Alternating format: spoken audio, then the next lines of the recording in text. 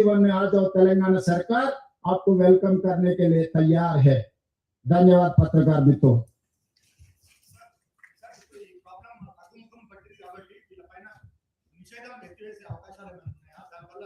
లేదనుకున్నప్పుడు నిషేధం ఉన్న సమస్య ఎక్కడిది? నక్సలిజమే లేదు. నక్సలైట్ జనజీవన స్రవంతిలో కలిసిన తర్వాత నిషేధం ఉన్నా నిషేధం లేకపోయినా ఒకటే అంశం.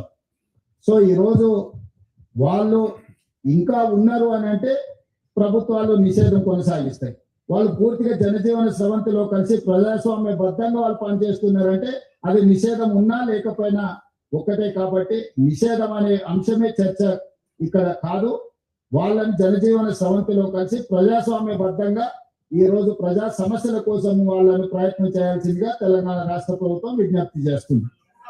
ఒకవేళ నక్సల్స్ అంతమైతే వరహారావు లాంటి వాళ్ళు గాదే ఇన్నాయ్ లాంటి వారిపైన కేసులు ఎత్తిస్తారు. వరహారావు గాదే ఇన్నాయ్ లాంటి వారిపైన కేసులు ఎత్తివేస్తారు. ఇవన్నిటిని కూడా ఎత్తివేయగలిగిన కేసులతో ప్రభుత్వం సానుకూలంగా స్పందిస్తుంది. దాంట్లో ఉన్న క్రిమినాలిటీ కానీ మర్డర్ కేసెస్ కానీ ఇతర తీవ్రమైన నేరాలు ఉంటే ప్రభుత్వాలు ఎత్తేసినా కూడా న్యాయస్థానాలు ఊరుకోవు. కాబట్టి ఆ case by case, person by person కేసులను పరిశీలించడం జరుగుతుంది. అవసరం అనుకుంటే దానికి ఒక ప్రత్యేకమైన కమిటీని ఏర్పాటు చేస్తాం. ఒక్కొక్క కేసును ఒక్కొక్క వ్యక్తి యొక్క ఆ కేసు తీవ్రతను బట్టి ప్రభుత్వం చర్యలు తీసుకుంటే ప్రభుత్వం సానుభూతితో ఉన్నది, ప్రభుత్వం సానుకూలంగా ఉన్నది. సమస్యను పరిష్కరిస్తాము. కేసులు ఏమైనా ఉంటే చట్ట పరిధిలో ఎత్తేయడానికి అవకాశం ఉన్న కేసులను ఎత్తేయడానికి ప్రభుత్వం సిద్ధంగా ఉంది. ఎస్,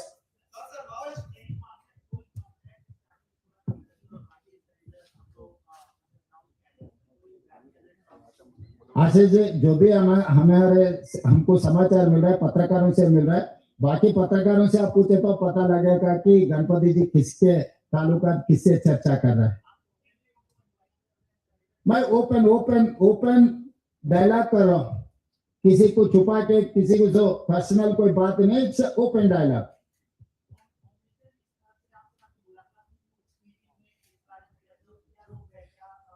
तो जो गृह मंत्री से जो चर्चा हुआ है साफ साफ मैं दिखा है, क्योंकि इसमें कोई वो मंत्री जी और किसी का कोई अलग अलग इरादा कुछ नहीं है.